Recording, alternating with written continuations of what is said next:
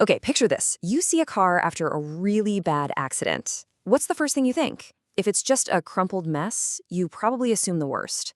But what if I told you that a car that is literally designed to crumple and collapse is actually the safest car you could possibly be in? It sounds completely backward, I know, but the physics tells a much, much different story. Yeah, this really gets to the heart of it, doesn't it? That single, violent moment is all about brutal, unforgiving laws of physics. And understanding those laws is the absolute key to engineering a way for us to survive things that honestly look unsurvivable.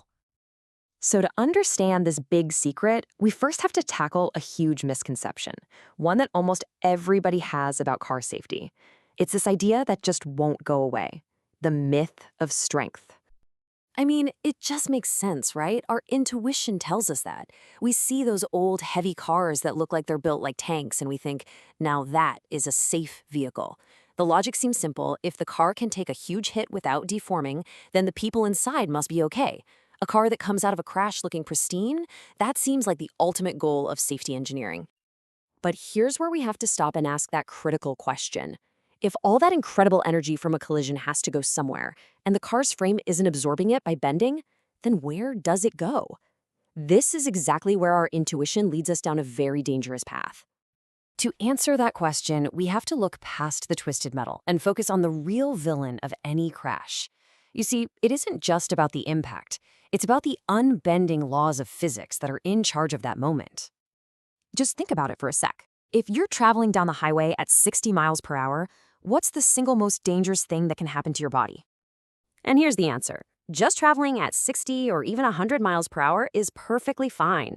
The real danger, the thing that causes all the injuries, is going from 60 to 0 in a fraction of a second. That rapid, violent change in speed, that's the killer. We actually measure this force of deceleration, and we call it G-force. 1G is just the normal force of gravity you're feeling right now. But in a crash, you can experience 30, 40, even 50 Gs of force. It's an almost unimaginable amount, and it's the exact enemy that car safety engineers are trying to defeat. So how in the world do you fight back against a force that immense? Well, the answer is a brilliantly counterintuitive piece of design. It's time to uncover the crumple zone's secret. Yup, you heard me right. The solution is to design the car to fail. The front and rear of a modern car are engineered on purpose to collapse, to fold, and to break apart on impact. This is not a design flaw. It's the single most important safety feature you have. And here is the magic trick. With an old, rigid car, the stop is almost instant. That incredibly short impact time means the G-forces on the passengers just spike through the roof. But now, look at the car with a crumple zone. By deforming, it extends the time of the crash, even if it's just by a few milliseconds. That tiny bit of extra time is everything. It dramatically reduces the peak G-force that gets transferred to you. So, here's the crucial point. The car is absorbing the kinetic energy, the energy of motion from that crash. Every piece of metal that bends and breaks is basically a sponge, soaking up that energy so it doesn't get to your body. The car is literally sacrificing itself to save you. But this isn't just random destruction. Oh no, it's a highly choreographed sequence of events, a ballet of breaking parts precisely designed by engineers to maximize your chances of survival. So let's just walk through that sequence. First, the impact happens. Immediately, those crumple zones start to collapse, acting like an accordion and absorbing energy. This stretches out the deceleration time, which we know is key. And while all of this is happening, the core of the car, the passenger cabin, or safety cell, is engineered to stay as rigid as possible, protecting the space you're in. This is all possible because engineers are basically master chefs, using different materials for different jobs. They'll use incredibly high-strength steel for that central safety cage to make sure it doesn't bend. But for the crumple zones, they'll use materials like aluminum alloys, which are specifically designed to collapse in a predictable, controlled way when they're put under stress. So you can see this massive shift in thinking. Old cars relied on just being heavy and stiff, which we now know just transferred pretty much all the crash forces straight to the driver and passengers. Modern cars, on the other hand, use the sophisticated two-part system, a soft sacrificial exterior and a hard projective core.